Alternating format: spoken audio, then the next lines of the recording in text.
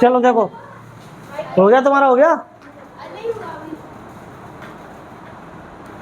चलो देखो, ये जो हम आज धर्मसूत्र धर्मशास्त्र पढ़ते हैं, है ना, यानी कि जो भी ब्राह्मणिकल टेक्स्ट है, इनका संकलन कब हुआ था? तो इस समय 200-500 ईसा पूर्व के आसपास, यानी कि आज से लगभग 2500 साल पहले। उस समय बहुत सारे नए नए नगर यानी कि सिटीज बन रही थी, और जब नए नए नगर बन रहे थे तो क्या होता था, कुछ लोग एक जगह से दूसरी जगह ट्रैवल करते ही है, और जब ट्रैवल करते हैं जाते हैं तो यहाँ की विचारधाराएं वहाँ जाती हैं, वहाँ की विचारधाराएं यहाँ भी आती हैं। जब ये लोग इधर उधर ट्रैवल करते थे एक शहर से दूसरे शहर में, तो मुझे ये बताओ, नॉर्थ में जो चीज़ें चल रही होंगी, क्या वो चीज़ें वैसी साउथ में भी चल रही होंगी? या साउथ में जैसी चीज़ें चल रही होंगी वो नॉर्थ में भी चल रही होंगी? नहीं, है ना।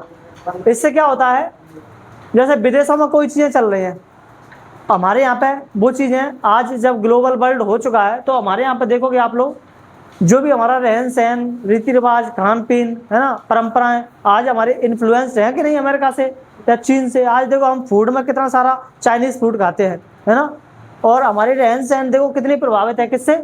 अमेरिका से, वेस्टर्न कंट्रीज से। नहीं तो हमारे यहाँ पर तो धोती कुर्ता वाले लोग थे, कहाँ है धोती कुर्ता, कहीं दिखते हैं क्या? है ना, है?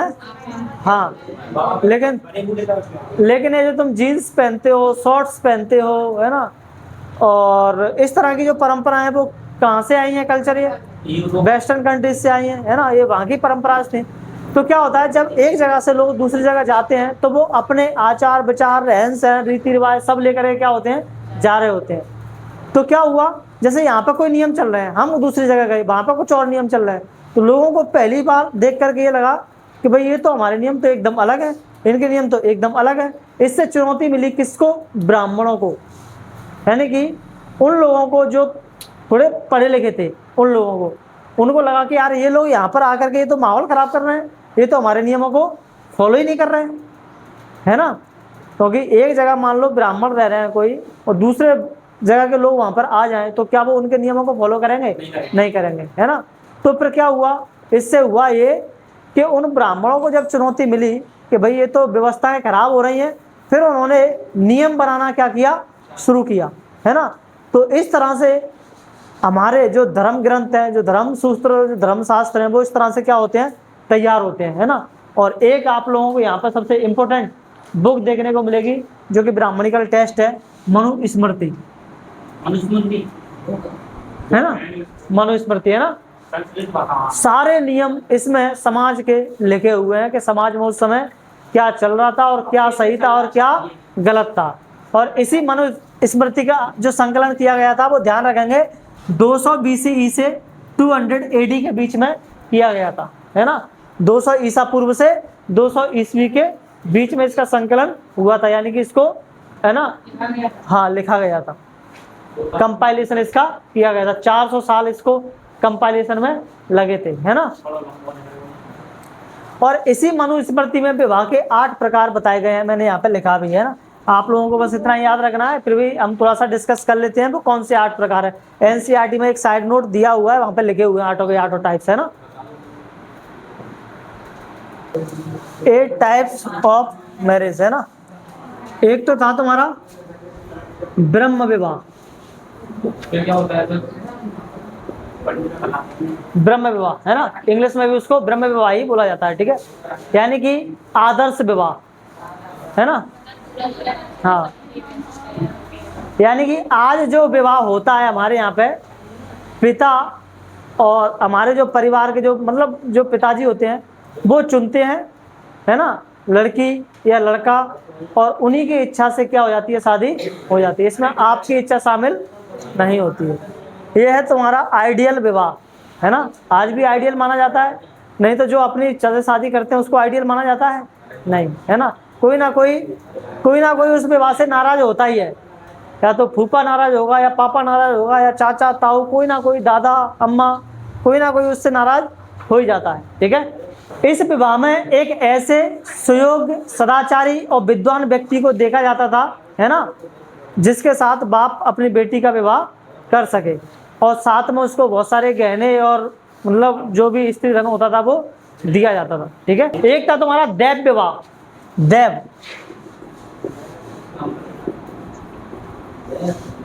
दैव विवाह है ना, इंग्लिश में भी दैव विवाह ही बोलेंगे उसको। ठीक है,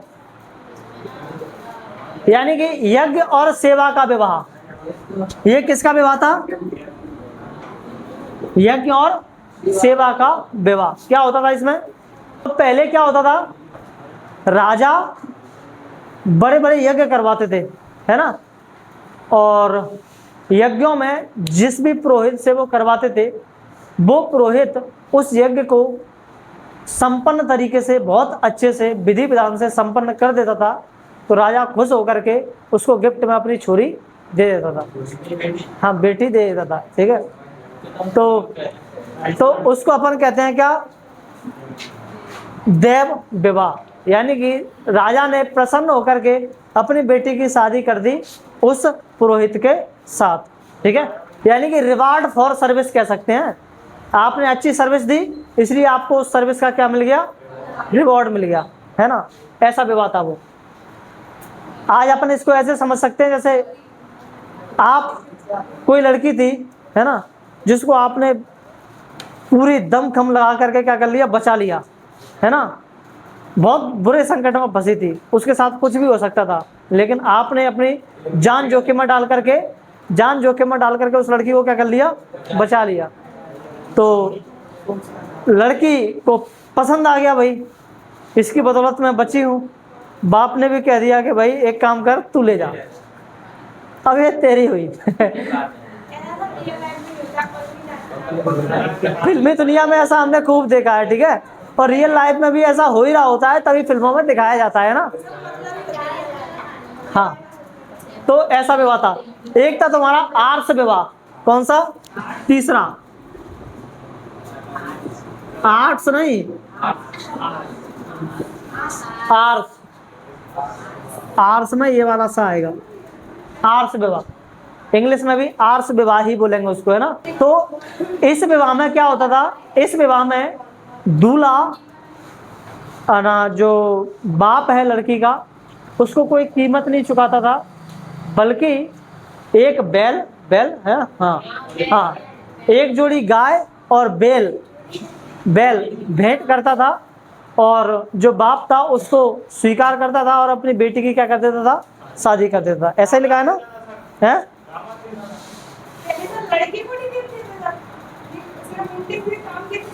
हाँ, ऐसे ही होते थे। यानी कि टोकन रिचुअल था ये, टोकन रिचुअल। और आज भी कई सारे समाजों में ऐसा होता है।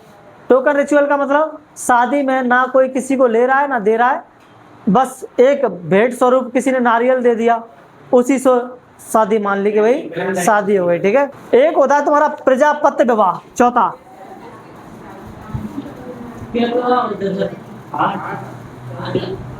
प्रजापत्य विवाह, है ना। प्रजापति ही बोलेंगे, सबके नाम वही हैं। इस विवाह में क्या होता था? इस विवाह में पिता वर और वधू यानी कि दूल्हे को और दुल्हन को आशीर्वाद देता था कि भैया तुम्हें मिलजुल करके रहना है, एक दूसरे की बात माननी है ना, ऐसा कुछ। इसमें कोई भारी बहुत ज़्यादा लेन देन नहीं होता था, है ना। तो ऐसे विवाह को हम क्या कहते थे? प्रजापत्य विवाह, है ना।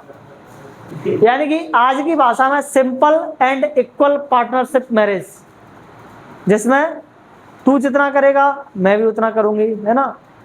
तू जितना मेरा सम्मान करेगा मैं भी तेरा उतना ही सम्मान करूंगी, कुछ ऐसा, है ना।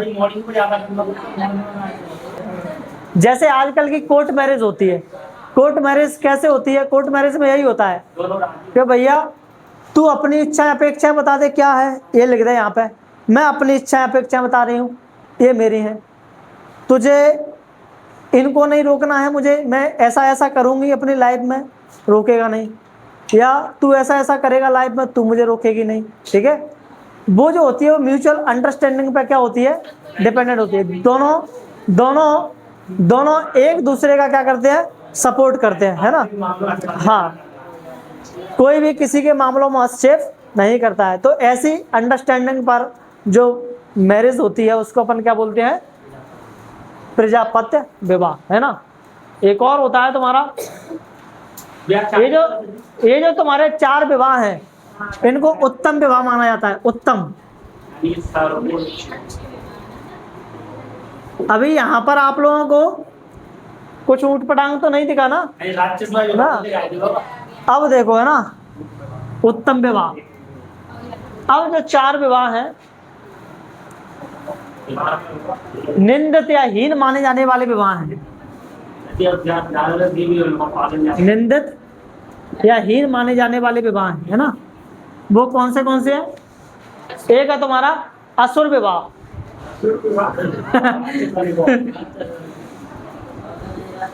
असुर विवाह, है ना, इंग्लिश में असुर ही बोलेंगे उसको, ठीक है। एक तरह से है buying a bride, buying a bride, यानी कि बाइंग अ ब्राइड का मतलब क्या, दुल्हन को खरीद लिया। कोई इतना पैसे वाला है ना, कि उसने दुल्हन को ही क्या कर लिया है, खरीद लिया है। जैसा आजकल के हरियाणा में होता है ना, हरियाणा में बहुत सारे लोगों की शादी नहीं होती, वो क्या करते हैं, खरीदारी करते हैं, साउथ में चले जाएंगे, कहीं चले जाएंगे, है ना, और लड़की वालों के पास जाकर कहेंगे बताओ भैया तुम्हें कौन सी चाहिए, फॉर्च्यूनर चाहिए, है ना, या स्कॉर्पियो एन चाहिए, या थार चाहिए, क्या चाहिए, या घर चाहिए, जो चाहिए वो ले लो, लेकिन अपनी लड़की से हमारी शादी कर दो। बहुत सारे गरीब लोग, है ना, जिनके पास पैसा नहीं है, वो ऐसे लोगों के साथ अपनी बच्चियों की शादी क्या कर देते हैं, ठीक है। यानी कि किसी गरीब परिवार को लालच दे करके, है ना, पैसे का, और उसकी लड़की को क्या कर लेना, खरीद लेना, एक तरह से, है ना। तो ये होता है तुम्हारा क्या, असुर विवाह, ठीक है। अब आएगा राक्षस विवाह। देखो नाम ही इनके क्या है, असुर, राक्षस, जो बुरे माने जाते थे ना, उनको उनके नाम पर क्या रख दिए, विवाह रख दिए, है ना। तो ये है तुम्हारी marriage by capture, marriage by capture का मतलब क्या, हाँ, कैप्चर का मतलब पकड़ लेना। राजा क्या करते थे, राजा आक्रमण करते थे अपने अड़ोस पड़ोस के राज्यों पर, और वहां पर राजा को मार के, हो ना, उनकी पत्नियों को उठा लाए, उनकी रोटी लगती लड़कियों को उठा लाए, है ना, और इस तरह से उनने क्या कर ली, शादी कर ली।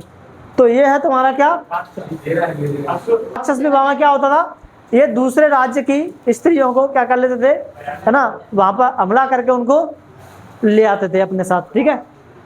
क्या आज ये सही है, आज भी ये सही है क्या, पहले इसको सही माना जाता था, है ना, आज एक बहुत ही क्रिमिनल ऑफेंस हो जाएगा, है ना, ऐसा कर दिया तो तगड़े कानून आपके ऊपर लग सकते हैं ना। असुर विवाह के बाद यार गंधर्व विवाह था दूसरा, कोई बात नहीं, गंधर्व को हम तीसरे नंबर पर डिस्कस कर लेते हैं, ठीक है। गंधर्व विवाह, इंग्लिश में भी उसको गंधर्व ही बोलेंगे, ठीक है। एक तरह से कह लो इसको लव मैरिज। आज के समय है ना, हाँ, जिसको पहले बुरा माना जाता था।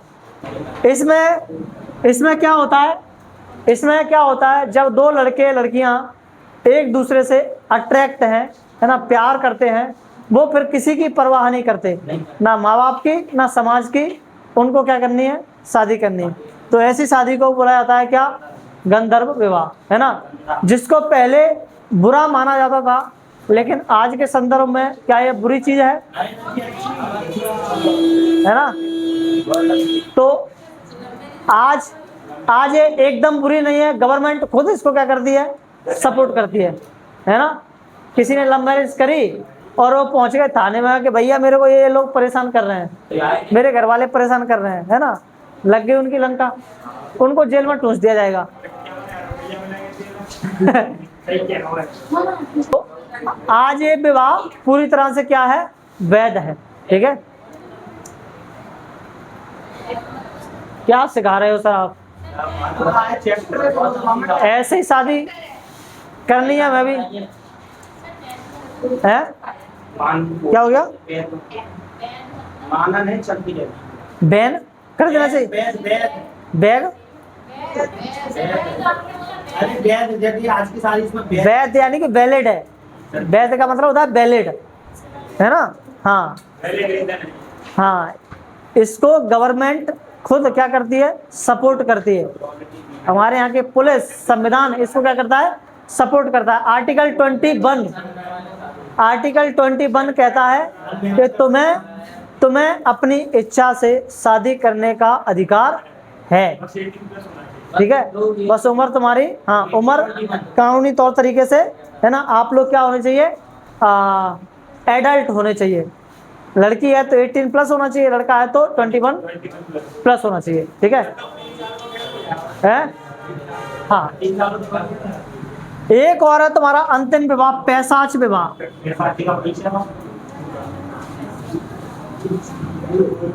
चौथा पैशाच विवाह, इसको समझ लो आप।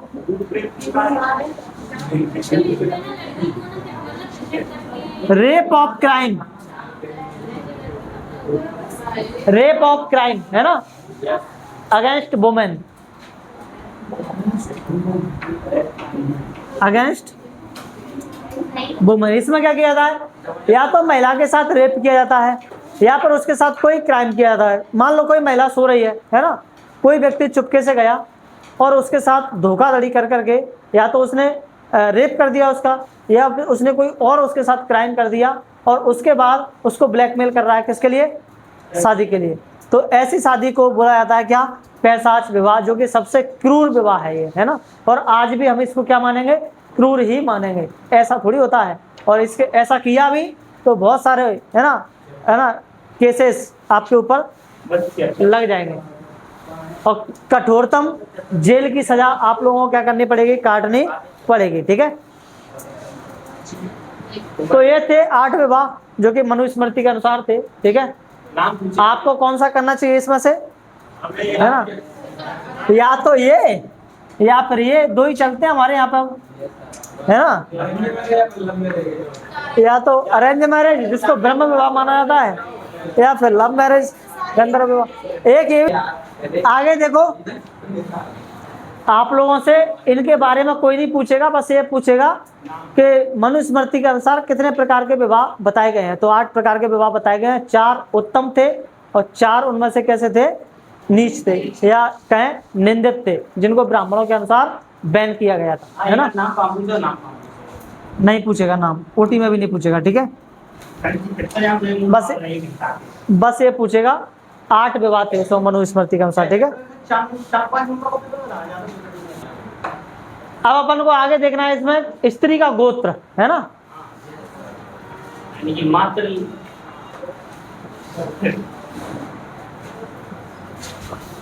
आज से लगभग 1000 साल, 1000 ईसा पूर्व, 1000 ईसा पूर्व, है ना? पहले 1000 ईसा पूर्व, यानी कि 1000 साल वो और 2000 साल ये। आज से लगभग 3000 साल पहले ब्राह्मणों ने क्या किया था, है ना? जो जनता थी, लोग थे, उनको गोत्रों में बांटना क्या कर दिया था? शुरू कर दिया था, है ना?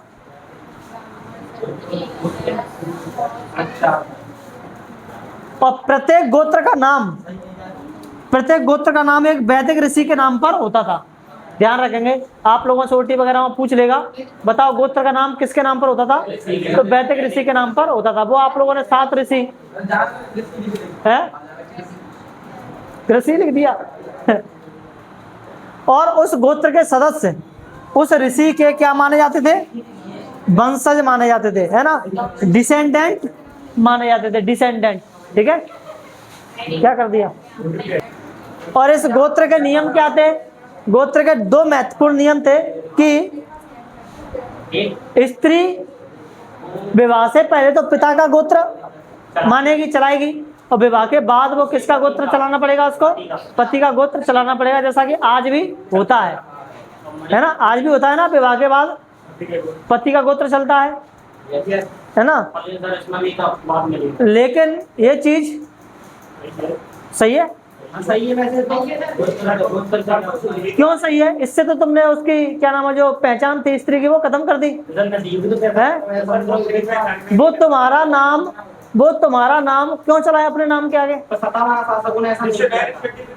मैंने ऐसे ऐसे बेवकूफ देखे हैं, शादी करने के बाद जैसे लड़कियों की शादी हुई तुरंत उनका इंस्टाग्राम हैंडल बनेगा नया, है ना, और उसके नाम के आगे पहले उसका नाम जुड़ा होगा, फिर उसके पति का नाम जुड़ा होगा। और कई कई बार तो ऐसे ऐसे नाम होते हैं कि पढ़ के उनको हंसी आती है कि क्या जबरदस्ती का नाम बनाया है ना। क्या जरूरत है ये सब काम करने की? आप लोग नहीं करना ऐसे काम, है ना। आर्ट्स पढ़ने के बाद में अपनी इंडिविजुअल पहचान रखना, ठीक है। हमारा गोत्र ये है तो हम इसी को रखेंगे, क्यों तेरे नाम से हम पहचाने जाए, है ना।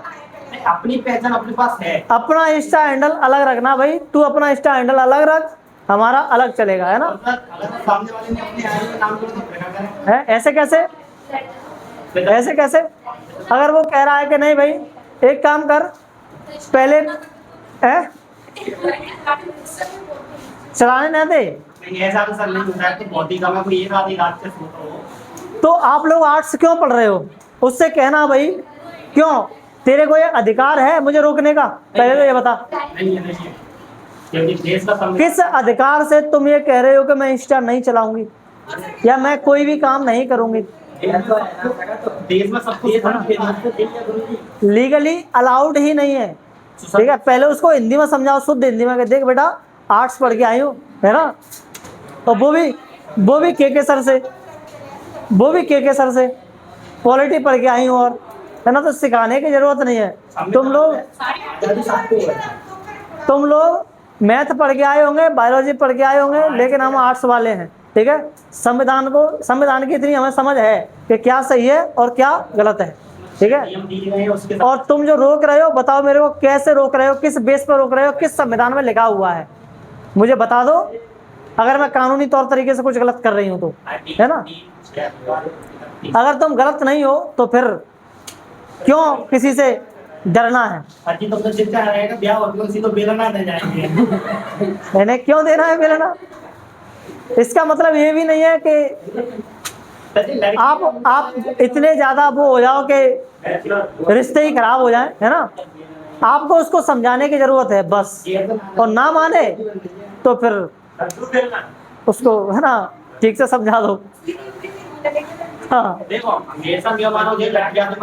फिर एक दो बार तुम लोगों को कंप्लेंट करने की जरूरत है थाने में, है ना, और जैसे ही कंप्लेंट करी एक बार उसमें पड़े ढंग से डंडे तो हमेशा के लिए क्या हो जाएगा, ठीक हो जाएगा, ठीक है। तो क्या होता था, दूसरा नियम क्या था इसका, एक ही गोत्र के सदस्य आपस में विवाह संबंध नहीं रख सकते, है ना। आज भी यही चलता है, ठीक है, लेकिन इसके कुछ एक्सेप्शन भी हमें देखने को मिलते हैं। पश्चिमी भारत यानी कि गुजरात और राजस्थान की तरफ, हाँ ठीक है, हाँ ले चलेंगे। देखो राजस्थान और गुजरात, आप सुन लोगे 2 मिनट तक। राजस्थान और गुजरात वाला इलाका और साउथ वाला इलाका, है ना, दक्कन वाला इलाका, यहाँ पर सातवाहन राजा शासन कर रहे थे, है ना। और सातवाहन राजा जिन स्त्रियों के साथ शादी करके लाए थे वो स्त्रियां, मतलब इन्होंने अपने ही गोत्र में शादियां करी थी। मतलब इन्होंने कौन सी मैरिज करी थी, अंतर्विवाह यानी कि एंडोगेमी, है ना। और दूसरी बात ये स्त्रियां अपने नाम के आगे पतियों का नाम इस्तेमाल नहीं करती थी, जबकि अपने पिता का नाम इस्तेमाल करती थी।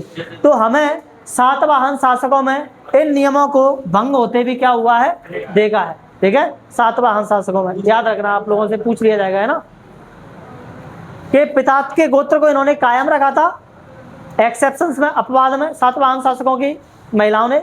और इन्होंने क्या, कौन सी विवाह पद्धति अपनाई थी, एंडोगेमी, है ना, अंतर्विवाह पद्धति।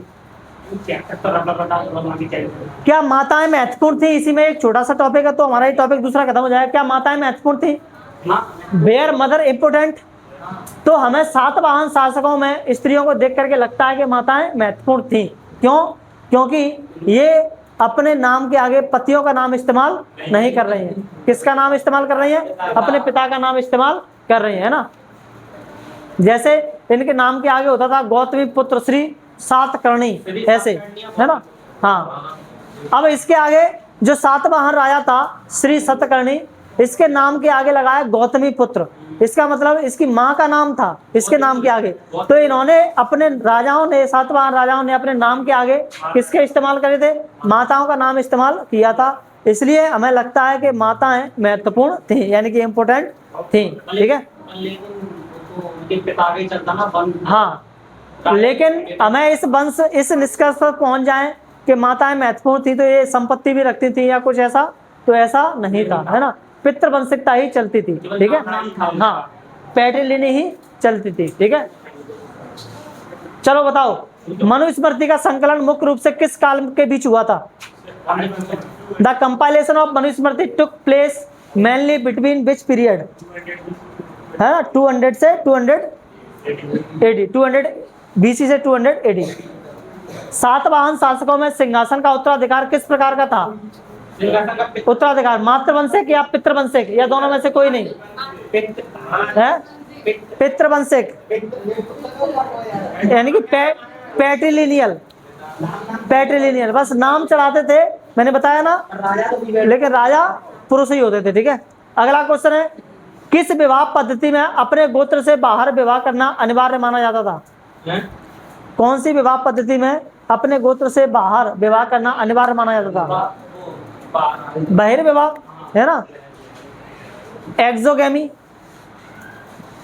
इन which marriage system was it mandatory to marry outside vansh on gotra, तो है ना बहिर्विवाह पद्धति। ठीक है, चलो ठीक है, इस टॉपिक से क्वेश्चन आंसर उससे देख लेना आप लोग, है ना। नोट से मैं जो मैंने भेजा था वहां से पढ़ के याद कर लेना उनको। ठीक है।